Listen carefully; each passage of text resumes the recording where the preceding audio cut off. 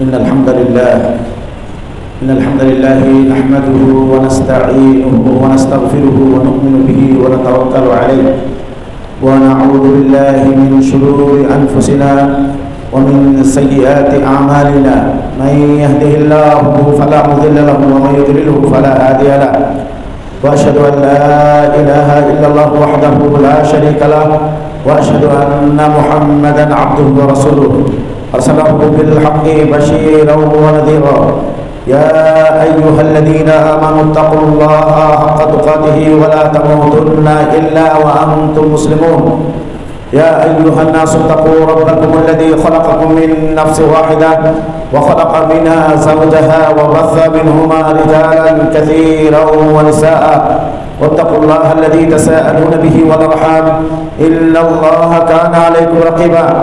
يا أيها الذين آمنوا اتقوا الله وقولوا قولا سديدا يصلح لكم أعمالكم ويغفر لكم ذنوبكم ومن يطع الله ورسوله فقد فاز فوزا عظيما.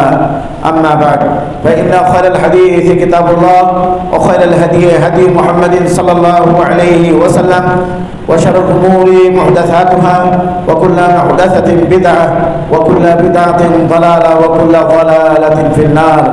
فقد قال الله تبارك وتعالى في كلامه المجيد وفرقانه الحميد: أعوذ بالله من الشيطان الرجيم. بسم الله الرحمن الرحيم.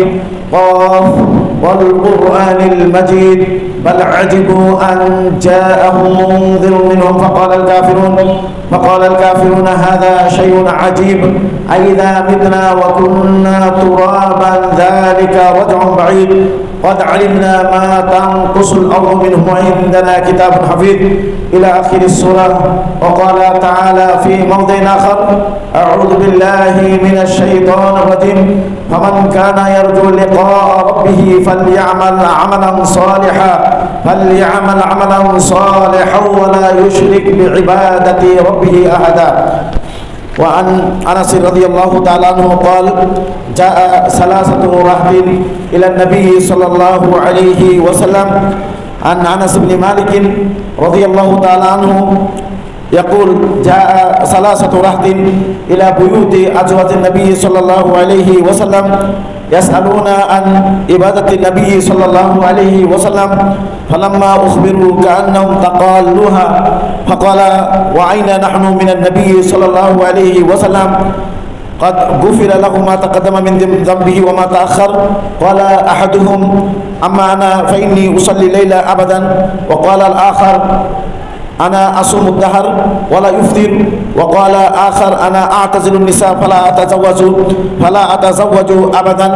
فجاء رسول الله صلى الله عليه وسلم إليهم فقال: أنتم الذي قلتم كذا وكذا، أما والله إني أخشاكم لله وأتقاكم له، لكني أصوم وأفطر وأصلي وأرقد وأتزوج النساء، فمن رغب عن سنتي فليس مني. আলহামদুলিল্লাহ, যাবতীয় প্রশংসা, গুণকীর্তন, যাবতীয় প্রশংসা, যাবতীয় কৃতজ্ঞতা আল্লাহ সুবহানাহু ওয়া তাআলার জন্য, যিনি নিজ অনুগ্রহে আমাদেরকে এই এলাকা থেকে বাছাই করে সালাফি জামে মসজিদে সমবেত হওয়ার জন্য তৌফিক দান করেছেন। পবিত্র জুমা দিবসের খুতবা শ্রবণের জন্য এবং পবিত্র জুমা দিবসের 2 রাকাত ফরজ সালাত বা জামাত আদায় করার জন্য যিনি আমাদেরকে এই তৌফিক এবং সুযোগ দিয়ে ধন্য করেছেন, মামনুন এবং মাশকুর করেছেন, সেই মহাঅধিপতি আল্লাহ সুবহানাহু ওয়া তাআলার নিমিত্তে যাবতীয় প্রশংসা এবং যাবতীয় কৃতজ্ঞতা আমরা আদা করছি, মুখে বলছি আলহামদুলিল্লাহ। অতঃপর প্রিয় নবী, প্রিয় রাসূল মুহাম্মদ বিন আব্দুল্লাহর উপর সালাত সালাম বারাকা বর্ষিত হোক, যিনি সর্বশ্রেষ্ঠ নবী, সর্বশ্রেষ্ঠ রাসূল, যার পরে কোনো নবী এবং রাসূল আসবে না, যিনি নিজেই বলেছেন যে আনা সাইয়্যিদু ওয়ালাদি আদম, আমি আদম সন্তানদের লিডার হব। আনা সাইয়্যিদু ওয়ালাদি আদম, আদম সন্তানের আমি লিডার হব কিয়ামতের ময়দানে এবং কিয়ামতের দিবসে। তিনি আমাদের যেভাবে দুনিয়াতেও অনুসরণীয় ব্যক্তি, পরকালে আমরা তার উম্মত হব এবং তার অনুসারী হিসাবে আমরা নিজেদেরকে প্রকাশ এবং প্রচার করতে পারবো। এই প্রিয় নবী, প্রিয় রাসূল মুহাম্মদ বিন আব্দুল্লাহ এর উপরে সালাত সালাম বারাকা বর্ষণ করি। সকলেই অন্তরের অন্তঃস্থল থেকে বলি সাল্লাল্লাহু আলাইহি ওয়াসাল্লাম। সম্মানিত উপস্থিতি, আল্লাহ সুবহানাহু ওয়া তাআলা তৌফিক আতা ফরমালে আজকের এই জুমার টাইমটি আপনাদের সাথে কাটাবো একটি বিষয়কে কেন্দ্র করে। সেই বিষয়টি হলো যে মাতা তুকবালুল ইবাদাতু ইনদাল্লাহ, কখন আল্লাহ সুবহানাহু ওয়া তাআলার নিকটে ইবাদত গ্রহণযোগ্য হবে। এই মর্মে কোরআনের কিছু কথা এবং রাসূল সাল্লাল্লাহু আলাইহি ওয়াসাল্লামের বিশুদ্ধ উম্মীয় বাণী থেকে কিছু কথা রেখে এবং কিছু কথা উপস্থাপন করে কিছু কথা আপনাদের উপহার দিয়ে আজকের খুতবা শেষ করব। আমা তাওফীকি ইল্লা বিল্লাহ। সম্মানিত উপস্থিতি, ইবাদত কাকে বলে এটা আপনাদের কম বেশি জানা রয়েছে। আল ইবাদা ফিল লুগাতি আযিল্লু ওয়াল খুদু ওয়াল খুশু অথবা আত-তাদাল্লুল ওয়াল খুদু ওয়াল খুশু। ইবাদতের শাব্দিক অর্থ হলো অনুগত হওয়া, বিনীত হওয়া এবং বচ্চতা স্বীকার করা। এটা হলো ইবাদতের শাব্দিক অর্থ। আর পারিভাষিক অর্থ অনেক রয়েছে। ইবাদতের পারিভাষিক অথবা শারীরিক অর্থ অনেক রয়েছে। তার মধ্যে শাইখুল ইসলাম ইবনে তাইমিয়া রাহিমাহুল্লাহ ইবাদতের যে পরিচিতি পেশ করেছেন, ইবাদতের যে তিনি ডিসক্রিপশন বিবরণ দিয়েছেন, এটা ওলামাদের নিকটে অত্যন্ত গ্রহণযোগ্য একটি পরিচিতি। সেই পরিচিতিটি আপনাদের সামনে তুলে ধরার জন্য চেষ্টা করছি। সেটা হলো আল ইবাদাতু ইসমুন জামিউন লিকুল্লি মা ইউহিব্বুল্লাহু মিনাল আকওয়ালি ওয়াল আমালি যাহিরাতি ওয়াল বাতিনাতি। ইবাদত হলো ইসমুন জামিউন লিকুল্লি মা ইউহিব্বুল্লাহু ওয়া ইয়ারদাহু। আল্লাহ সুবহানাহু ওয়া তাআলা যাকে ভালোবাসেন, যে কাজ এবং কথাকে, যে প্রকাশ্য কথা এবং প্রকাশ্য কাজ যাকে আল্লাহ সুবহানাহু ওয়া তাআলা ভালোবাসেন, পছন্দ করেন, তাকে ইবাদত বলা হয়। ওই সমস্ত প্রকাশ্য কথা এবং ওই সমস্ত প্রকাশ্য কাজ যাকে আল্লাহ রাব্বুল আলামিন ভালোবাসেন, পছন্দ করেন, তাকে ইবাদত বলা হয়। তাহলে ইবাদত আমরা যেটা বাংলায় ব্যবহার করি, এটা হলো আরবি শব্দ। এই আরবি শব্দের শাব্দিক অর্থ আপনাদেরকে বললাম যে বশ্যতা স্বীকার করা, অনুগত হওয়া, বিনয়ী হওয়া, নম্র হওয়া, এটা ইবাদতের শাব্দিক অর্থ। নরম রাস্তাকে, অনুগত রাস্তাকে বলা হয় তারিকুম মুআব্বাদ। যে রাস্তা দিয়ে আমরা চলি, যে রাস্তা দিয়ে আমরা হাঁটি, এই রাস্তাকে বলা হয় তারিকুল মুআব্বাদুন, মানে হলো অনুগত রাস্তা। এই রাস্তা দিয়ে আমরা চলাফেরা করি, হাঁটা চলা করি, কোনো সময় রাস্তা আমাদেরকে কোনো প্রকারের কষ্ট দেয় না এবং আমাদেরকে ব্যথা দেয় না, রাস্তা কষ্টের কারণ হয় না। এই জন্য তারিকুল মুআব্বাদ, অনুগত রাস্তা। এইখান থেকেই ইবাদত শব্দটি নির্গত হয়েছে, এখান থেকেই ইবাদত শব্দটিকে নিয়ে নেওয়া হয়েছে। তাহলে অনুগত হওয়া, বিনীত হওয়া এবং বচ্চতা স্বীকার করার শাব্দিক অর্থ। পারিভাষিক অর্থ হলো ইসমুন জামিউন, পরিপূর্ণ একটি নাম, ওই সমস্ত প্রকাশ্য কথা এবং ওই সমস্ত প্রকাশ্য কাজ যাকে আল্লাহ ভালোবাসেন এবং পছন্দ করেন। আমরা অনেকেই মনে করি সালাত, সিয়াম, এই যে সালাত, সিয়াম, যাকাত, হজ, এই আরো যত বাহ্যিক ইবাদত আছে, এই ইবাদত এগুলোকেই শুধু আমরা ইবাদত মনে করি। না, তা নয়। এটা আরো ব্যাপক, এটা আরো আপনার ব্যাপৃত কথা বলতেছি। এই জন্য আমরা আল কালিমাতু তাইয়্যিবাতু সাদাকাতুন, পবিত্র এবং ভালো বাণী, মানুষের সাথে ভালোভাবে কথা বলা। আল্লাহ কোরআন কারীমের মধ্যে বলেছেন ওয়াকুলু লিন-নাসি হুসনা, মানুষের সাথে ভালো কথা বলো, এভাবে আল্লাহ বলেছেন। আর প্রিয় নবী বলছেন আল কালিমাতু তাইয়্যিবাতু সাদাকাতুন, মানে ভালো বাণী, ভালো কথা, এটা সাদকা। তাহলে আপনি যদি কারোর সাথে ভালো কথা বলেন, সুন্দরভাবে কথা বলেন এবং হাস্য উজ্জ্বল ভাবে যদি আপনার ভাইয়ের সাথে সাক্ষাৎ করেন, সেটাও ইবাদতে পরিণত হবে এবং এটা আপনার জন্য সাদকা হিসেবে গণ্য হবে। তাহলে প্রকাশ্য কথা, প্রকাশ্য অপ্রকাশ্য কথা এবং প্রকাশ্য অপ্রকাশ্য কাজ যাকে আল্লাহ সুবহানাহু ওয়া তাআলা ভালোবাসেন, পছন্দ করেন, তাকে ইবাদত বলা হয়। মনে থাকবে তো ইনশাআল্লাহ। বচ্চতা স্বীকার করা, অনুগত হওয়া, বিনয়ী হওয়া, শাব্দিক অর্থ। পারিভাষিক অর্থ হলো যে আল্লাহ সুবহানাহু ওয়া তাআলা প্রকাশ্য অপ্রকাশ্য কথা এবং কাজ যাকে আল্লাহ সুবহানাহু ওয়া তাআলা ভালোবাসেন, পছন্দ করেন, এটাকে ইবাদত বলে। আপনি দুজনের মাঝে সংশোধন করে দেবেন, সেটাও আপনার ইবাদত হবে।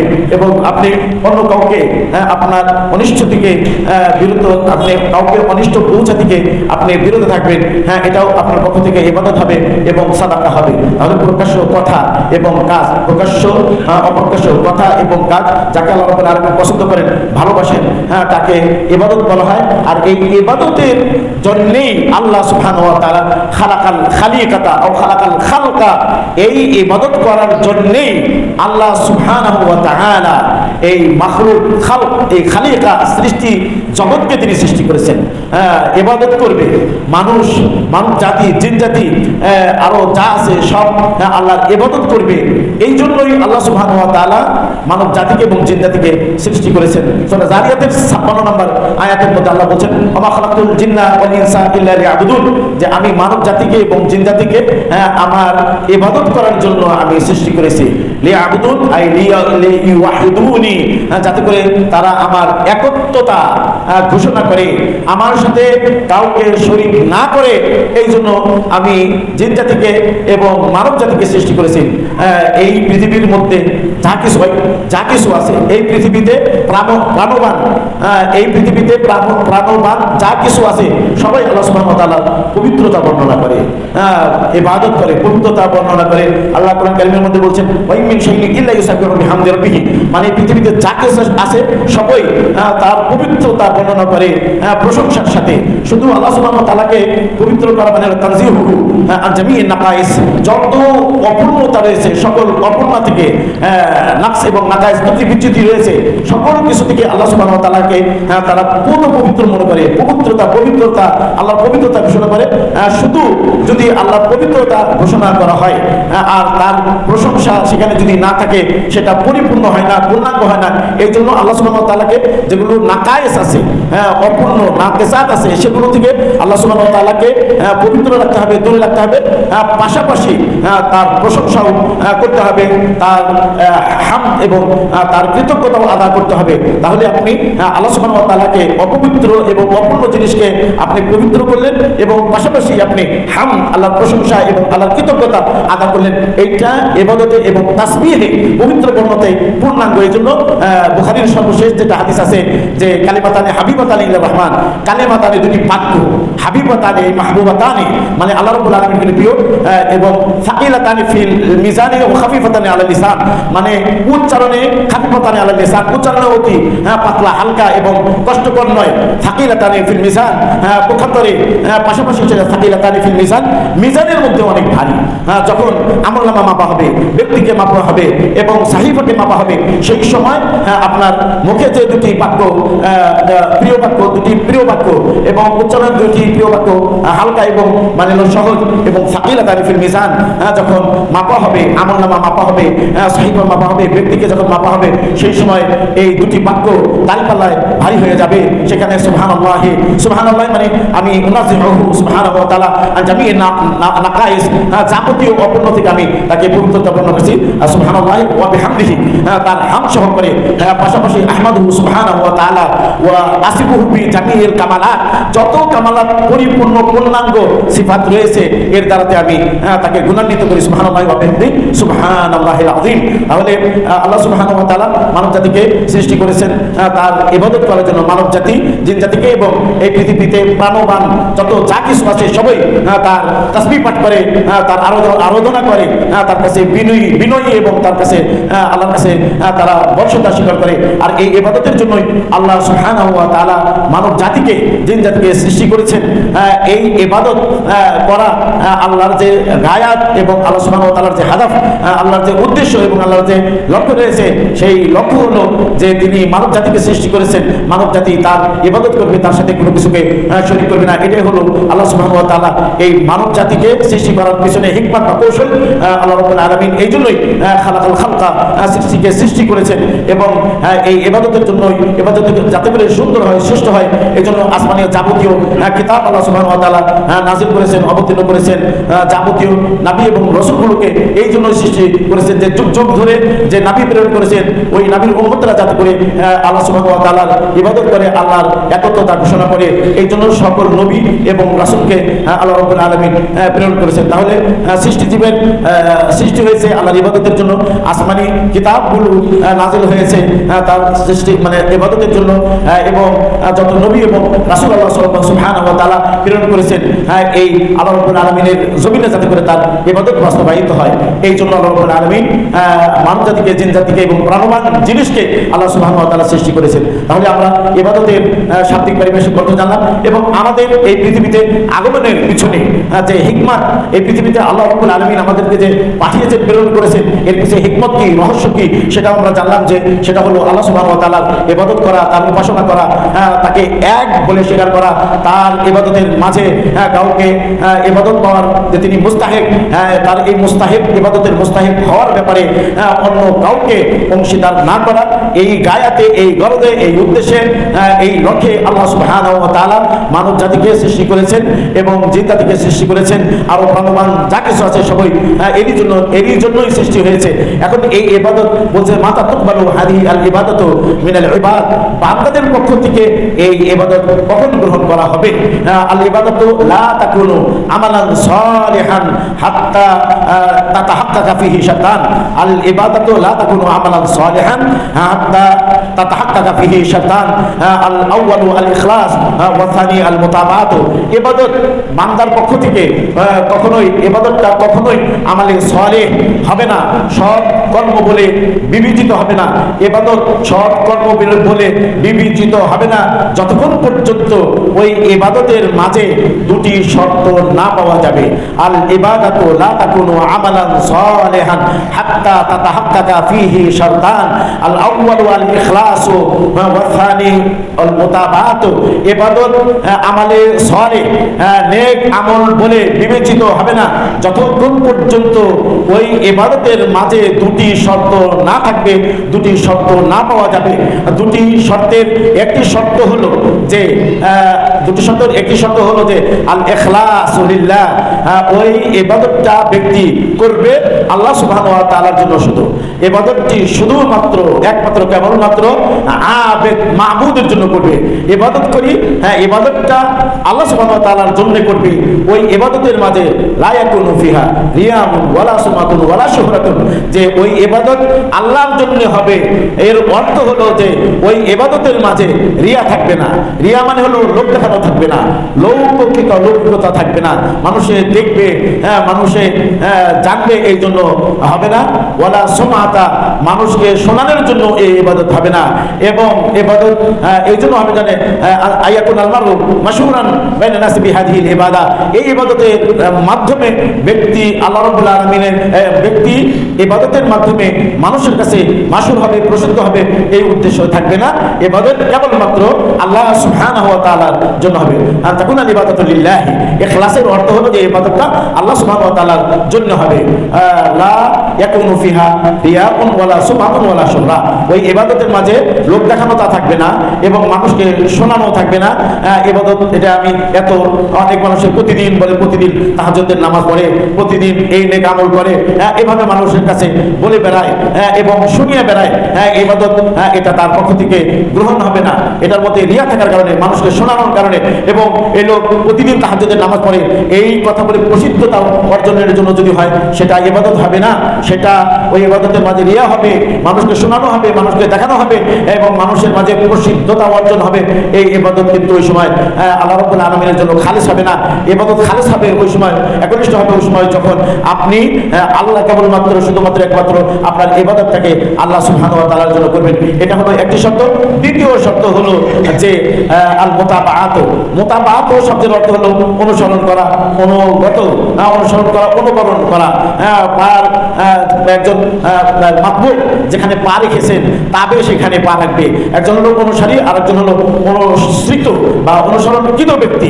তাবে মাতবু যে কাজ করেছে সেই কাজ করবে এবং তাবে মাতবু তথা রাসূল যেভাবে ওই ইবাদতটা করেছেন ঠিক সেইভাবে করবে।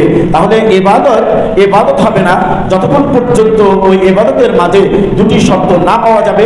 একটি শর্ত হলো ইবাদতটা শুধুমাত্র কেবলমাত্র আল্লাহ সুবহানাহু ওয়া তাআলার জন্য হবে, আর ওই ইবাদতটা কেবলমাত্র শুধুমাত্র একমাত্র রাসূল সাল্লাল্লাহু আলাইহি ওয়াসাল্লামের পথে হতে হবে। আল্লাহ সুবহানাহু ওয়া তাআলার প্রেরিত নবী এবং প্রেরিত রাসূল তিনি যে ইবাদতটা যে পদ্ধতিতে যে কাইফিয়তে করেছেন, ইবাদতটা ঠিক ওই পদ্ধতিতে এবং ওই কাইফিয়তে হতে হবে। এই দুটি জিনিস যদি আপনার ইবাদতের মধ্যে পাওয়া যায়, আপনি ইবাদত করলেন শুধুমাত্র আল্লাহ সুবহানাহু ওয়া তাআলার জন্য, আপনি ওই ইবাদতটা যেটা আল্লাহ সুবহানাহু ওয়া তাআলা তাআলার জন্য করলেন, ওই করার পথটা রাসূল সাল্লাল্লাহু আলাইহি সাল্লাম যেভাবে বাতলিয়ে দিয়ে গেছেন, বলে দিয়ে গেছেন, ঠিক সেইভাবে যদি আপনি ইবাদত করেন, অর্থাৎ রাসূলের পথে যদি ইবাদত করেন, তাহলে ইবাদত গ্রহণ হবে। অনেক মানুষই দেখা যায় যে যেটা আল্লাহর পক্ষ থেকে প্রমাণিত, রাসূলের কাছ থেকে প্রমাণিত এমন কাজও করে, এবং আবার অতি আবেগী হয়ে দেখা যায় যে যেটা আল্লাহ রাসূল নির্দেশ দেন নাই সেটাও আবার করে। এবং দেখা যায় যে আল্লাহ এবং আল্লাহ রাসূল সাল্লাল্লাহু আলাইহি সাল্লাম যে আদেশ দেন নাই, যেটাকে প্রবর্তন করেন নাই, ওইটা করার জন্য অনেক সময় আরো আবেগী বেশি দেখা যায়, সেই দিকে তাকে আরো বেশি আগ্রহী দেখা যায়। আল্লাহ আদেশ দেন নাই এমন কাজ করার জন্য মানুষ আবেগী হয়ে যায়। রাসূল সাল্লাল্লাহু আলাইহি সাল্লামের আদর্শ না, রাসূল সাল্লাল্লাহু আলাইহি সাল্লাম করে নাই এমন কাজ করার জন্য তারা ব্যাকুল হয়ে যায়, এবং তারা তার প্রতি ধাবিত হয়ে যায়, এবং সেদিকে তারা ঝুঁকে যায়।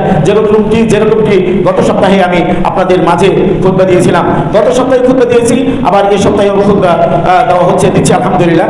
গত মাসেরটা আসলে প্রতি মাসের শুরুর খুতবাটা আমার থাকে, কিন্তু গত মাসে ওই প্রথম জুমাতে না থাকাতে খুতবাটা দেওয়া হয়েছিল না, বিদায় পঞ্চম জুমা অতিরিক্ত একটি জুমা ছিল, সেটা খুতবা দিয়েছি। আর এটা হলো প্রতি মাসের প্রথম যে জুমা, সেটা আজকে প্রদান করার জন্য আল্লাহ সুবহানাহু ওয়া তাআলা আমাকে তৌফিক দান করেছেন। ব্যাপারটা এরকম হয়ে গেছে যে আল্লাহ রাসূল সাল্লাল্লাহু আলাইহি ওয়াসাল্লাম বলছেন যে 2 মাসে 3 হেলাল দেখা, 2 মাসে 3 চাঁদ দেখা।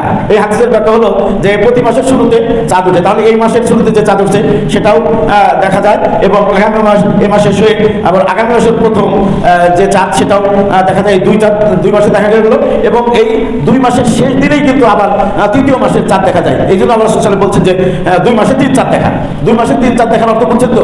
মানে এই মাসের শুরুতে চাঁদ দেখলাম, আবার এই মাস শেষে ওই মাসের শুরুতে আরেকবার চাঁদ দেখলাম, আবার ওই দ্বিতীয় মাস শেষ হয়েই আবার তৃতীয় চাঁদ কিন্তু 2 মাসের মধ্যেই দেখা যায়। এই জন্য আল্লাহ রাসূল সাল্লাল্লাহু আলাইহি ওয়াসাল্লাম বলছেন যে 2 মাসে 3 হেলাল দেখা। অনুরূপভাবে এই জুমাতেও খুতবা দিয়েছি, ওই মাসের শেষ ছিল, আবার এই মাসের শুরু। এই দৃষ্টিকোণ থেকে 2টা খুতবা হচ্ছে আমার।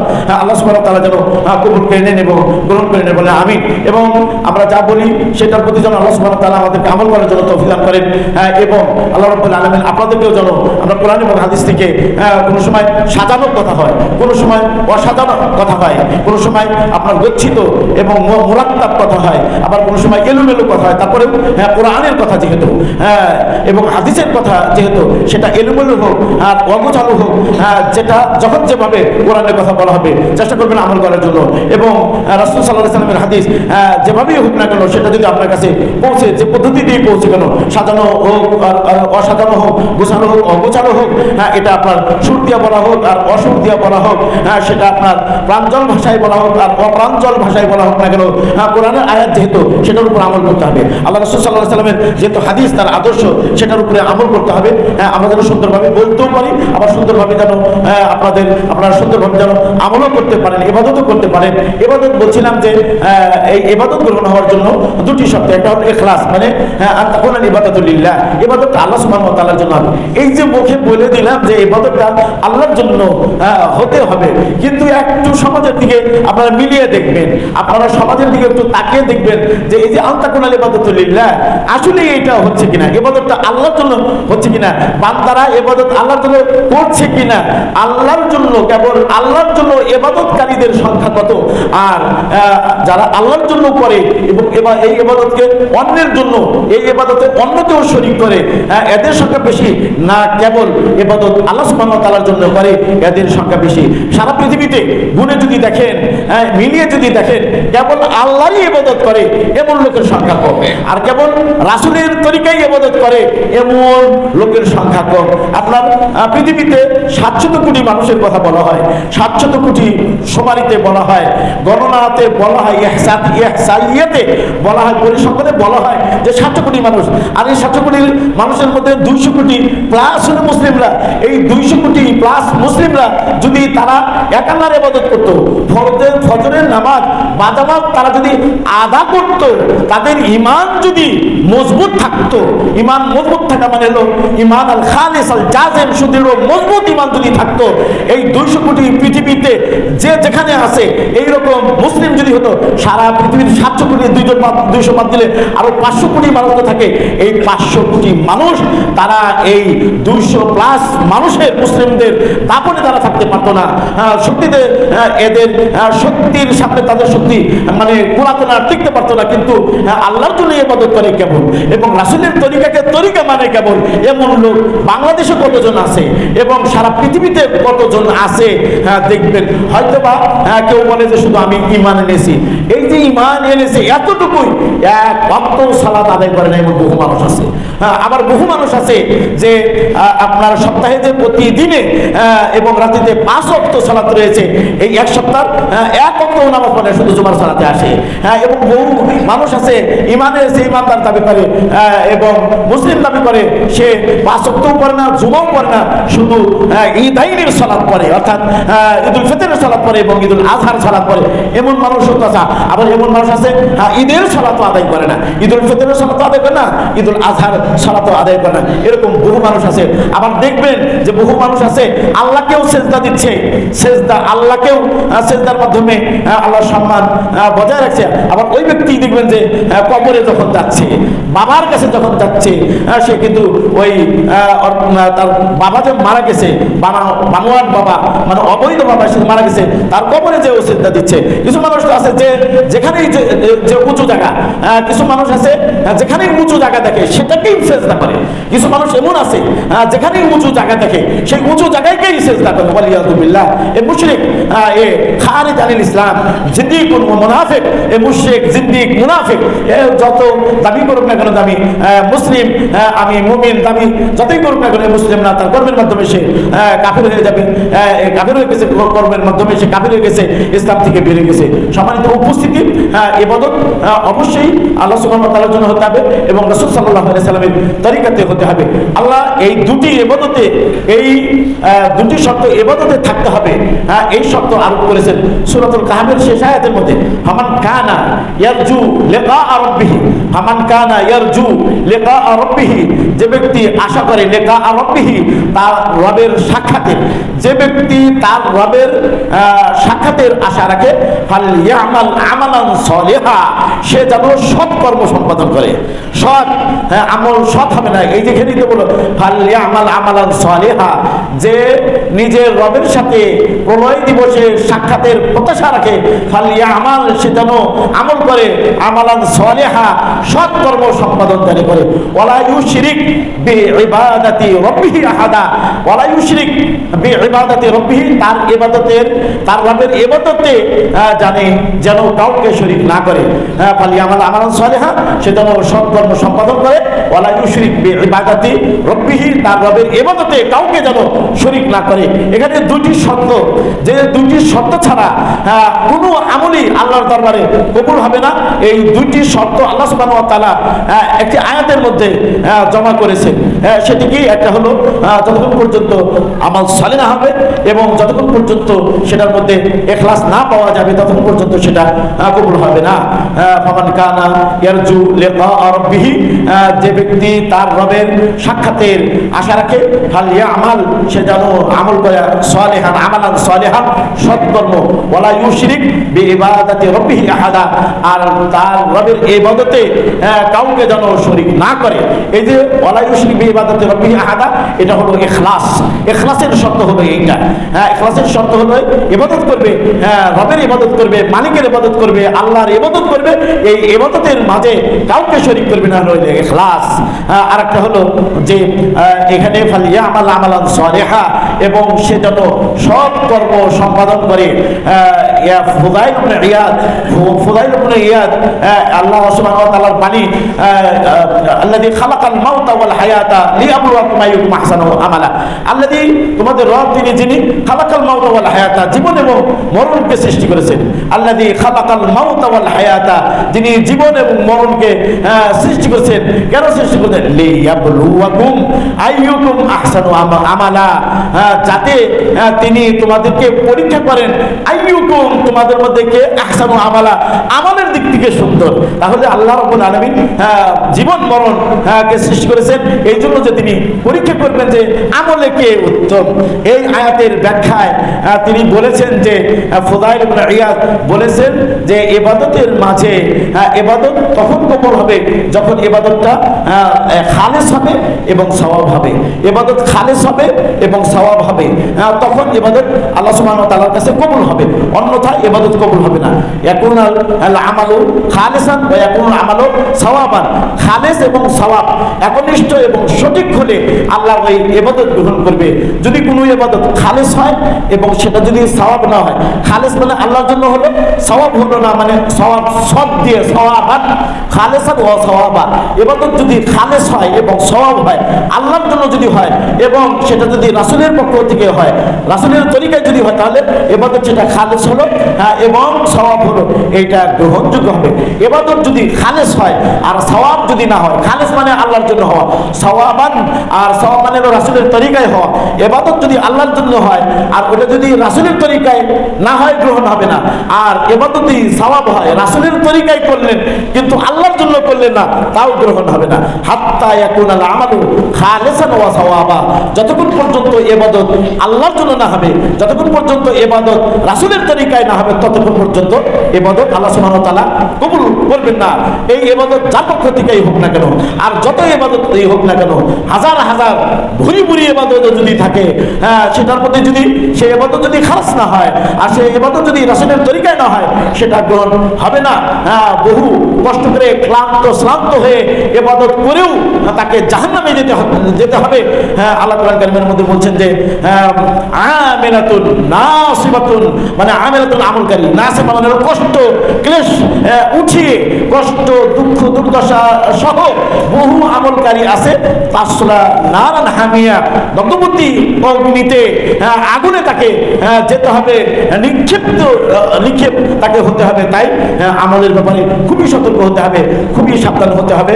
আল্লাহ সুবহানাহু ওয়া তাআলা আমরা আজকের খুতবার মধ্যে ইবাদতের পরিচয়, শাব্দিক পরিচয় এবং পারিভাষিক পরিচয় দিলাম, এবং ইবাদত কখন, ইবাদতের শাব্দিক পারিভাষিক পরিচয় আপনাদেরকে দিলাম, এবং এই ইবাদতের জন্যই আল্লাহ সুবহানাহু ওয়া তাআলা আমাদেরকে সৃষ্টি করেছেন এ কথাও আপনাদেরকে বলা হলো। তারপরে এই ইবাদত, যে ইবাদতের জন্য আল্লাহ, যে ইবাদতের জন্য আল্লাহ আমাদেরকে সৃষ্টি করেছেন, এই ইবাদত কখন কবুল হবে, কখন আল্লাহর কাছে গ্রহণ হবে, সে ব্যাপারে দুটি শর্তের কথা বললাম কোরআনের আয়াত থেকে এবং রাসূল সাল্লাল্লাহু আলাইহি সাল্লামের যে সাহাবা তাবিঈনদের যে ব্যাখ্যা, সেই ব্যাখ্যা থেকে যে দুটি শর্ত অবশ্যই থাকতে হবে।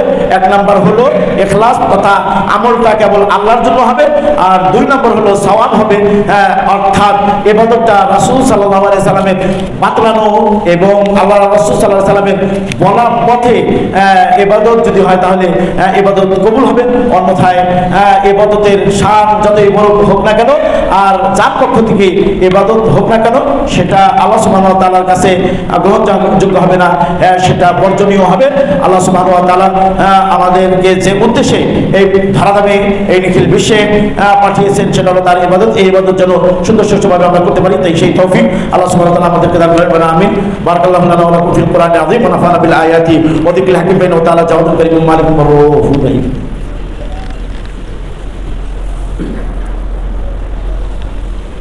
আলহামদুলিল্লাহ রাব্বিল আলামিন ওয়া সালাতু ওয়া সালামু আলা রাসূলিল কারীম ওয়া আলা আলিহি ওয়া সাহবিহি আজমাইন, আম্মা বাদ। সম্মানিত উপস্থিতি, ইবাদত রাসূলের তরিকায় হতে হবে, যদি না হয় তাহলে ইবাদত গ্রহণ হবে না। একটি হাদিস যেটা বুখারীতে রয়েছে, যে আনাস বিন মালিক রাদিয়াল্লাহু তাআলা থেকে বর্ণিত, তিনি বলেন যে তিন ব্যক্তির একটি টিম প্রিয় নবী সাল্লাল্লাহু আলাইহি সাল্লামের স্ত্রীদের বাড়িতে উপস্থিত হয়ে নবী সাল্লাল্লাহু আলাইহি সাল্লাম এর ইবাদত সম্পর্কে জিজ্ঞাসা করলো। জিজ্ঞাসা করার পরে তাদেরকে প্রিয় নবী সাল্লাল্লাহু আলাইহি সাল্লামের ইবাদত সম্পর্কে বলা হলো, বর্ণনা দেওয়া হলো। যখন তাদের কাছে বর্ণনা দেওয়া হলো, তারা কার নাম তাকাল্লুহ, এই রাসূলের ইবাদতের পরিমাণকে অল্প মনে করলো।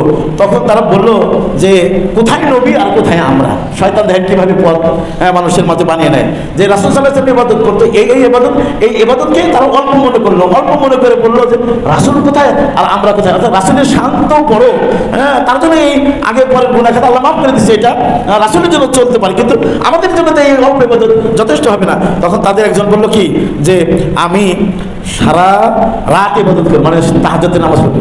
তাহাজ্জুদের নামাজ ভালো, তাই না? ভালো না? তাহাজ্জুদের নামাজ ফরজ নামাজের পর সবচেয়ে উত্তম নামাজ হলো তাহাজ্জুদের নামাজ। কেমন লাইন এটা বলে একজন বলছে সারা রাত ইবাদত করবে।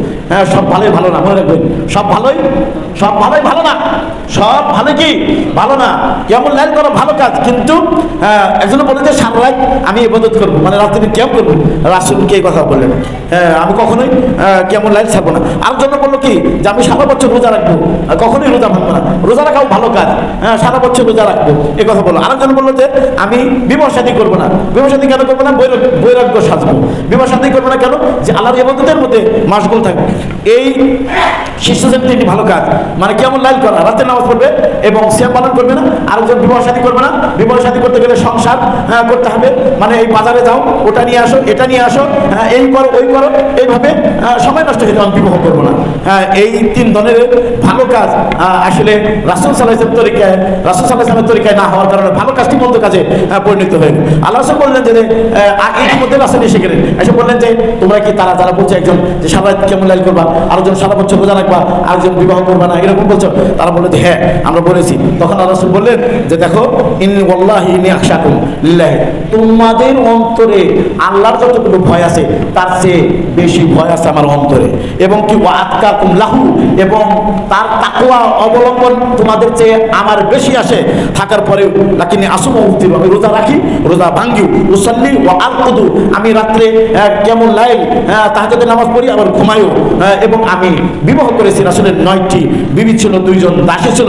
রাসূল বলতেন ফামান রাগিবা আন সুন্নতি ফালাইসা মিন্নি, আমার এটা পথ, এবার তো রোজা রাখি ছাড়ি, কেমন লাইল করি, ঘুমাই, আর আমি সংসার করছি, দুনিয়া এবং দিনকে আমি জমা করেছি, এটা হলো আমার রাস্তা। এই রাস্তার বিপরীত যে হবে, এই রাস্তা থেকে যে মুখ ফিরিয়ে নেবে ফালাইসা মিন্নি, সে তো আমার দলভুক্তই না। সুবহানাল্লাহ। ভালো কাজ সব ভালোই ভালো না। সিয়াম সারা বছর রাখবেন, তারপরে আপনি কেমন লাইল সারাত করবেন, আর বিবাহ শাদী করবেন না, ভালো কাজ, কিন্তু এই ভালো কাজ এর পদ্ধতি রাসূল সাল্লাল্লাহু আলাইহি ওয়াসাল্লামের পদ্ধতি নয়, বিদায় সেটা গ্রহণ হবে না। আর কি ইখলাসের ব্যাপার, আর কি লম্বা হাদিস আছে, সেটা বলছি না। 3 ব্যক্তিকে জাহান্নাম, 3 ব্যক্তির মাধ্যমে জাহান্নামের আগুন স্টার্ট করা হবে। ইফতিতাহ, ওই যে বিল্ডিং বানিয়ে বিল্ডিং উদ্বোধন করে, তারপর পরবর্তীতে মাদ্রাসা বানিয়ে মাদ্রাসা উদ্বোধন করে, মসজিদ বানিয়ে মসজিদ উদ্বোধন করে না। 3 ব্যক্তির মাধ্যমে জাহান্নামের আগুন স্টার্ট করা হবে, তাদেরকে জাহান্নাম চালু করা হবে। একজন আলেম এবং কারি, সে ইলম শিখছিল এবং কারি হয়েছিল। বলছে যে এগুলো এর মোকাবিলায় তুমি কি করেছো? বলছে যে এর মোকাবিলায় আমি শিখছিলাম, শিখাইছিলাম, এবং আমি কোরআন পড়েছিলাম, মানুষকে কোরআন শিখেছিলাম। আল্লাহ বললেন যে তোমার উদ্দেশ্য যেটা ছিল, তুমি আমাকে রাজি খুশির জন্য করবে, বরং তোমাকে মানুষ আলেম বলবে, মানুষ কারি বলবে, এই জন্য তুমি ইলম শিখেছিলে। ফেরেশতাদেরকে আদেশ দেওয়া হবে তার ব্যাপারে, তার পা দুটি ধরে মুখের উপর করে টেনে শেষে জাহান্নামের মধ্যে নিক্ষেপ করা নির্দেশ দেওয়া। নাউযুবিল্লাহ মিন যালিক। কোরআন শিক্ষা দেওয়া কারি হওয়া পৃথিবীর শ্রেষ্ঠতম কাজ, কিন্তু ইখলাস না থাকার কারণে মানুষ তাকে আলেম বলবে, মানুষ তাকে কারি বলে, এই জন্য এগুলো করেছিল। আর একটা হলো যে এক ব্যক্তিকে পৃথিবীর যত ধরনের ধন সম্পদ আছে সব দেওয়া হয়েছিল, এর বিনিময়ে কি করেছ? হয়তো কোনো রাস্তা নাই, এমন কোনো রাস্তা ছিল না যে রাস্তায় আমি দান করি নাই। আল্লাহ বলবেন যে তুমি, মানুষ তোমাকে জাওয়াদ বলবে, দানবীর বলবে, সাখী বলবে, এই জন্য তুমি দান করেছিল। দুনিয়াতে তোমাকে দানবীর বলে সবার মধ্যে বাহবা দিয়ে তোমার নাম উচ্চারণ হয়েছিল, তার ব্যাপারে নিজে তাকেও জাহান্নামে নিক্ষেপ করা হবে। আর একজন হলো যে আল্লাহর দ্বীনকে প্রতিষ্ঠা করার জন্য যুদ্ধ করেছিল, যুদ্ধ করতে করতে করতে সে শহীদ হয়ে গেছিল। ভাই যে আমি যে তোমাকে বীরত্ব দিয়েছিলাম, এই বীরত্বের বিনিময়ে তুমি কি করছো? ভাই যে আমি আল্লাহ রাস্তায় কাফেরের বিরুদ্ধে যুদ্ধ করেছিলাম, করতে করতে আমি শহীদ হয়ে গেছি। আল্লাহ বলবে যে কারণটা তুমি মিথ্যা বলেছো, মানুষ তোমাকে বীর বলবে, যোদ্ধা বলবে, এই জন্য তুমি যুদ্ধ করেছিলে এবং বীর বিক্রমের সাথে লড়াই করেছিলে। মানুষ তোমাকে পৃথিবীতে বাহাদুর বলেছে, তার ব্যাপারেও নির্দেশ দেওয়া হবে, তাকেও জাহান্নামের পা ধরে মুখের উপরে টেনে হেসড়ে জাহান্নামের মধ্যে নিক্ষেপ করা হবে। তো ইখলাস না থাকলে, ভালো কাজ করে তাকে জাহান্নাম যেতে হবে। এবং যদি এই ইবাদত আল্লাহ সুবহানাহু ওয়া তাআলার তরিকায়, রাসূলের তরিকায় যদি না হয়, এই ইবাদত করে তাকে জাহান্নামে যেতে হবে। আল্লাহ সুবহানাহু ওয়া তাআলা আমাদেরকে এগুলো, এই অন্যায় কাজ থেকে ইবাদতের মধ্যে যাতে করে রিয়া, শোনানো, শুহরাত এগুলো যেন না থাকে, পূর্ণ ইখলাস থাকে, এবং ইবাদতের মাঝে যাতে করে ইবাদত যেন রাসূলের তরিকায় করতে পারি, এই তৌফিক আমাদেরকে দান করবেন। আমি 10 মিনিট বেশি কিছু ক্ষমা সুন্দর দৃষ্টিতে দেখবেন, মানে পরিপূরক এই 2টি হাদিস যদি না বলতাম মনে হয় বক্তব্যটা ফুটে উঠতো না। তাই এই 2টি গুরুত্বপূর্ণ 2টি হাদিসই বুখারীতে রয়েছে। এইগুলোকে আপনারা সামনে রেখে আপনাদের জীবনের ইবাদত বুদ্ধিগুলো করবেন। এই প্রার্থনা আপনাদের কাছে রাখলাম এবং আল্লাহ সুবহানাহু ওয়া তাআলা আমাদেরকে যেন দ্বীনের কাজ করার জন্য তৌফিক দান করেন। এই দোয়া আপনারা করবেন, মসজিদের জন্য দান করবেন, আপনাদের দানে মসজিদ চলছে, যেটা করেছেন সেটা যেন আল্লাহ কবুল করে নেয় এবং বেশি বেশি দান করার জন্য যেন আল্লাহ রাব্বুল আলামিন আপনাদেরকে তৌফিক দান করেন বলে আমি এবং এই সকলের জন্য এবং পরকালে যেন আল্লাহ কল্যাণ দান করে এই দোয়া করে এবং যারা অসুস্থ রয়েছে তাদেরকে আল্লাহ